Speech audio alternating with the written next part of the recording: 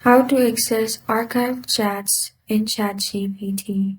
Hi everyone, I'm here to assist you today. Without any delay, let's jump right in. On the left side, you'll find all the chats. First, let's start by archiving the chat. Click on the three dots beside the chat and click on Archive. Now, to find this archived chats, click on your profile at the bottom left corner of your screen. Here, click on Settings.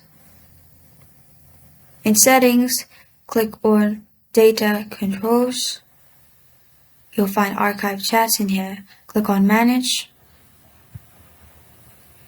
And you will find all your archive chats in here. You can simply click on Unarchive or Conversation or Delete as you want.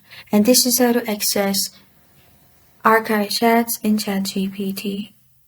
Thank you for joining me today. If this video helps you out, please leave a like and subscribe for more. Got a question or want to suggest a topic? Comment below. Thank you for watching.